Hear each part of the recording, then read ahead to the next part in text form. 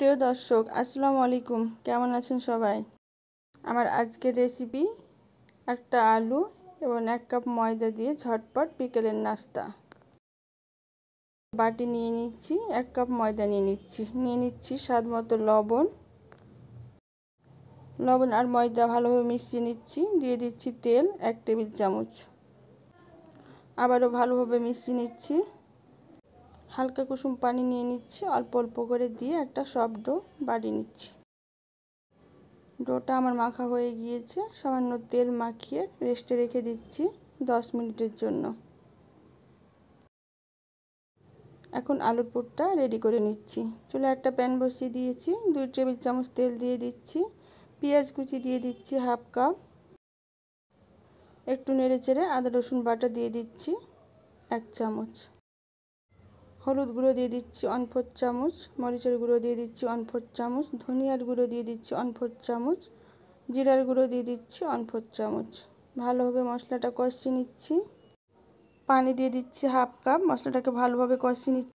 একটা বড় সাইজের আলু আমি আগে থেকে সিদ্ধ করে রেখেছিলাম, ম্যাশ করে দিয়ে দিচ্ছি। মশলা আর আলু ভালোভাবে মিশিয়ে নিচ্ছি।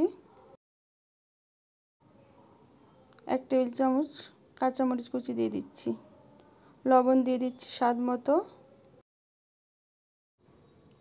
কিছুক্ষণ রান্না করে নামিয়ে নিচ্ছি।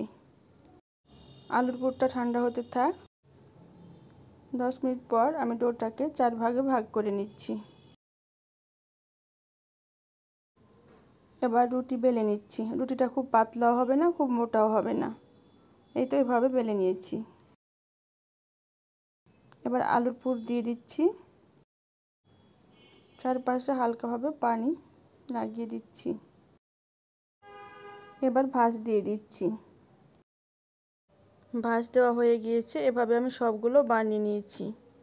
এবার ভেজে নিচ্ছি। চুলায় একটা প্যান বসিয়ে দিয়েছি, সামান্য পরিমাণ তেল দিয়ে দিয়েছি। তেলটা গরম হয়ে আসলে নাস্তাগুলো দিয়ে দিচ্ছি। এক পাশ হয়ে আসলে আরেক পাশ উল্টে দিচ্ছি। উল্টে পাল্টে সুন্দরভাবে নাস্তাগুলো ভেজে নিচ্ছি। চুলার জাল মিডিয়ামে রেখে নাস্তাগুলো আমি ভেজে নিয়েছি। হয়ে গেল খুব সহজে ঝটপট বিকেলের নাস্তা। ছোট বড় সকলেই পছন্দ করবে। কেমন লাগলো আমার আজকের রেসিপিটি কমেন্টে জানাবেন। সবাই অনেক বেশি ভালো থাকবেন। পাশে থাকার জন্য ধন্যবাদ। আল্লাহ হাফেজ।